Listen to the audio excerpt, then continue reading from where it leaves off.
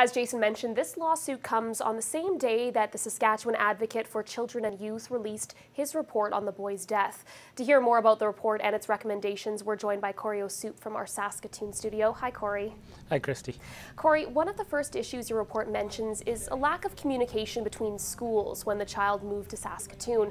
How could that have helped in this case? Well, I think one of the main things that we talk about when there's communications between schools is that there's clear, concise protocols in place. I mean, there are different communications that do happen, but they're not actually written in policy or anything like that. And sometimes when that happens, you know, kids slip through the cracks. So I think that's one of the main things that we need to make sure doesn't happen, is that, you know, we put those in policy and we put them in standards. Now, we also learned that this student was prone to running towards traffic and to water, which were known safety issues near the school. What is your recommendation around those type of hazards? You know, I think for us, we can't really make recommendations to the city around the pond or anything like that. Our legislation covers, you know, youth that are receiving services from publicly funded places like schools. So our recommendations will be directly to the school and making sure that these types of students, high-risk intensive needs students, have sufficient safety plans and protocols in place. And when it came to the instance of Angel, the name that we're using, you know, there were some plans in place, but those plans were not fully executed on the day of his death.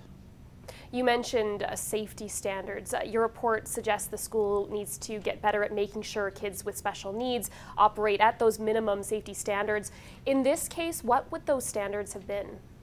So, you know, they did put in some elements of a safety plan, but for specific protocols, our schools have protocols around health and around behavioral issues. But when it comes time for high intensive needs students, they don't have specific plans around that. So those are the types of things that we need to consider, especially with children that have autism and higher special needs like that.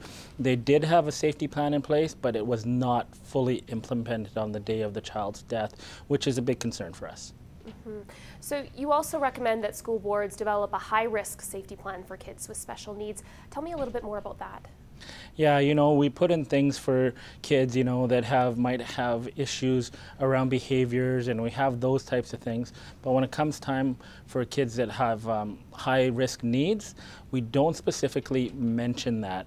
And I think that that needs to be put in, not into just the school division in this school, but I think we need to review our policies across the province and ensure that common standards are in place so that something like this doesn't happen again. And that was our whole goal here, was to create a situation where this won't happen again, and having those clear written protocols and written policies in place ensures that it's not just common practice, it's actually expected practice, and somebody's held accountable for it. So you mentioned not obviously wanting something like this to ever happen again. So that's obviously your hope coming out of these recommendations. Are there any other concrete hopes that you have out of this report? You know, I really hope that our schools and our school divisions and our Ministry of Education take what we've said seriously, because we don't want this to happen again. And in order for us to ensure that it doesn't happen again, we have to take a look at ourselves and at the positions that we're in and at the institutions that we represent. And I believe that's one of the most important things that we can do, is to put some minimum standards in place to ensure that these things don't happen. Thank you so much for taking the time to chat today, Corey. Yeah, no problem. Thanks, Christy.